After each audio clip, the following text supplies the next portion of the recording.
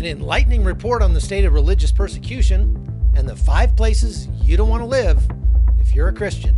All that's coming up on today's Hot Zone. This is the Hot Zone. Engaging with the news in a whole new way, international war correspondent Chuck Holton brings insight into areas of crisis and lets you help those affected.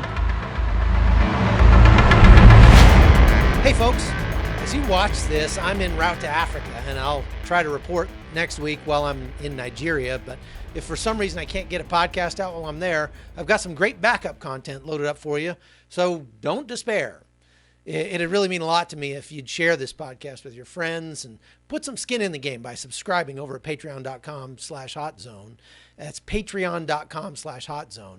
I mean, people subscribe to magazines and newspapers, and so why not subscribe to the podcast? All right, let's talk about persecution. An independent report into the persecution of Christians commissioned by the British government says persecution's on the rise and that Christians are the group most persecuted for their religion anywhere in the world. The report's publication in London was marked in Rome on Monday by a meeting organized by the British Embassy to the Holy See in the Basilica of St. Bartholomew, which is devoted to modern-day Christian martyrs. That's at the Vatican, if you missed that part. Anyway, details of the report were written by the Bishop of Truro, the Right Reverend Philip Mountstephen, and were summarized by Sally Axworthy, the British ambassador to the Holy See. She said the report, commissioned by British Foreign Secretary Jeremy Hunt, looked at the plight of persecuted Christians around the world, concluding that a variety of factors were behind the anti-Christian oppression, including aggressive nationalism and a rise of Islamic extremism. I don't think anybody's surprised by that. The report also assesses the quality of British Foreign Office's response to such persecution, which, according to the report, affects 245 million people and looks at how the international community can support persecuted Christians better. The report recommends that Britain push for a UN Security Council resolution urging governments in the Middle East and North Africa to protect Christians and other persecuted minorities. So let's listen to some of that meeting. I think that today's initiative has a great value to unveil the stories of so many Christians in the world persecuted in our times. As Pope Francis said, visiting this basilica, the living legacy of martyrs gives us peace and unity today. They teach us that with the power of love, with weakness, one can fight against arrogance, violence, and war, and one can bring about peace with patience. The persecution of Christians is something that happens mainly in the global south and to the global poor. So that's the first point. He says that persecution of Christians is a global phenomenon. It happens everywhere, and therefore he thinks it merits being looked at. And his third major reason is that the treatment of Christian minorities is a bellwether for how all minorities are treated. So if Christians suffer, that usually goes together with the abuse of human rights more generally. And he also says that Christians tend to speak truth to power, which can make them a particular focus of persecution. But he makes very clear that freedom of religion and belief, the universal human right, is for all, for everyone, as he says, without fear or favor. And he mentions the major abuses of people who've suffered for their religion, for other religions, such as the Rohingya in Myanmar, the Yazidis in Iraq, and the Uyghur Muslims in China. He also recognizes that in the past, and to some extent the present, Christians have been responsible for perpetrating persecution themselves. In the absence of a standard definition, he's defined it as discriminatory treatment accompanied by threats of violence. And he says that the types of persecution vary enormously. So ranging from the bombing of churches, for example, in Egypt and India, to the kidnapping of Christian girls in Pakistan and Nigeria, to the prevention of freedom of worship in Saudi Arabia and the Maldives, or misuse of the blasphemy laws in Pakistan. So everything from violence and murder to discrimination and exclusion. He points out that persecution often correlates to social exclusion, and that in Pakistan, for example, the Christian minority is also economically marginalized. He says persecution is on the rise, and that Christians are the group most persecuted for their religion in the world. He says 80% of persecuted believers are Christians. And in 2016, Christians were targeted in 144 countries. And he reports that Open Doors, which is an NGO who worked with the bishop on this report, estimates that anti-Christian oppression affects 245 million people. And the causes, I think, as he draws out in the report, are partly aggressive nationalism, partly a rise of Islamist extremism, and partly Christians being persecuted for speaking the truth and therefore being targeted by organized crime and by criminal groups. Now, during that, the Cardinal Malcolm Ranjith, which is, he's the Archbishop of Colombo, that's in Sri Lanka. He spoke at that meeting and talked about the victims of the 2019 Easter Sri Lankan bombings. This disaster could have been prevented, because if I knew, by any chance, if I knew that there was an attack planned, I would have closed the churches and told the people to go home. And we could have protected all these people. It is serious lapse of responsibility on the part of the government of Sri Lanka. During presentation of Catholic aid organizations, Worldwide Persecuted Christians breakout session. The Aid to the Church in Need organization, ACN, highlighted the support it provided to the Indian Ocean nation, among other countries, following the suicide bomb attacks on 3 churches and 3 tourist hotels that killed at least 250 people and injured about 500 others. It was really bad.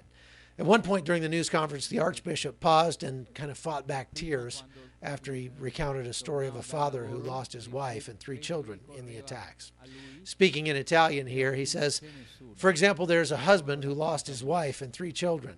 When I went to visit him, he told me that before, when he would come home from work, 3 children ran to him, and now there's no one, only an empty house.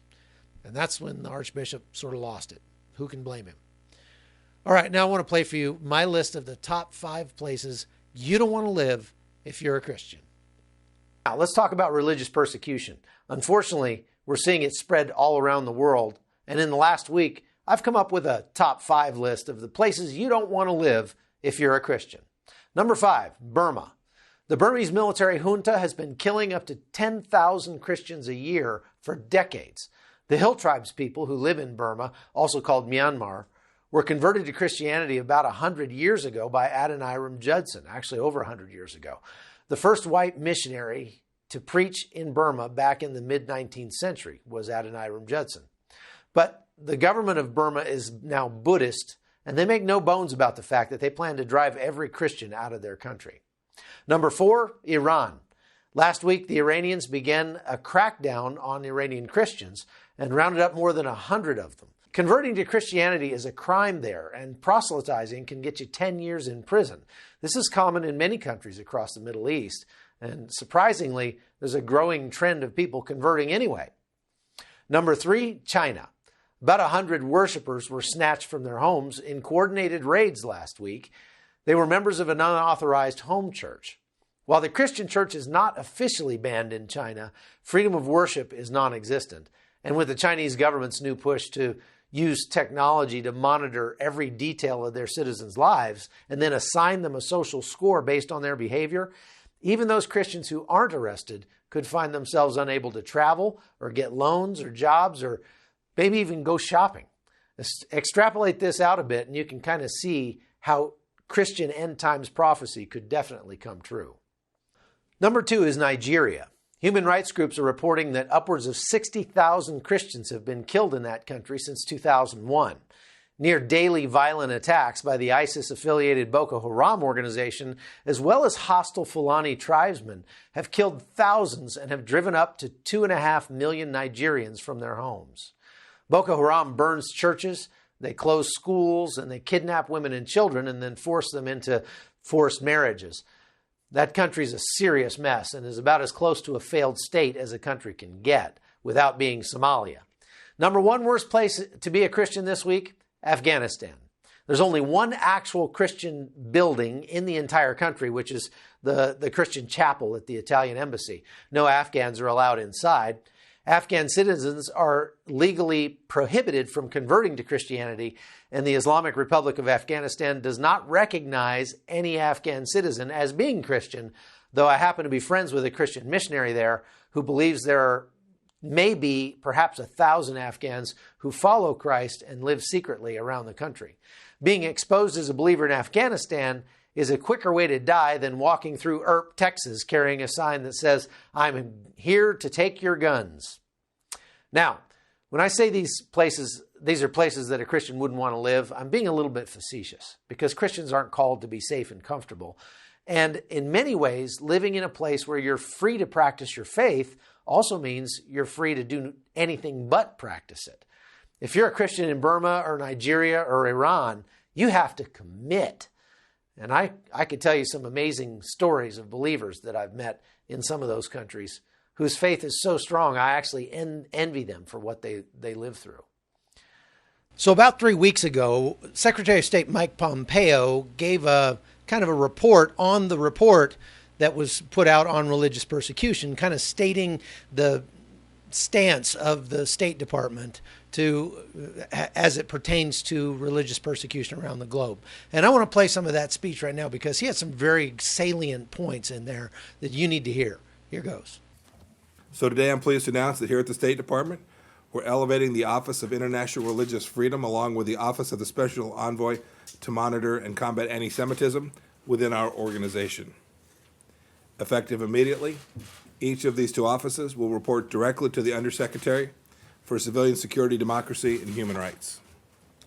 This reorganization will provide these offices with additional staff and resources and enhance partnerships both within our agency and without. It will empower them to better carry out their important mandates. Second, I'm pleased to announce the release of the International Religious Freedom Report for 2018. It's like a report card. It tracks countries to see how well they've respected this fundamental human right. And in Turkey, at President Trump's urging, they released Pastor Andrew Brunson, who had been wrongfully imprisoned on account of his faith. We continue to seek the release of our locally employed staff there. In addition, we urge the immediate reopening of the Halki Seminary near Istanbul. Look, we welcome all of these glimmers of progress, but demand much more. 2018, unfortunately, was far from perfect. As in previous years, our report exposes a chilling array of abuses committed by oppressive regimes, violent extremist groups, and individual citizens.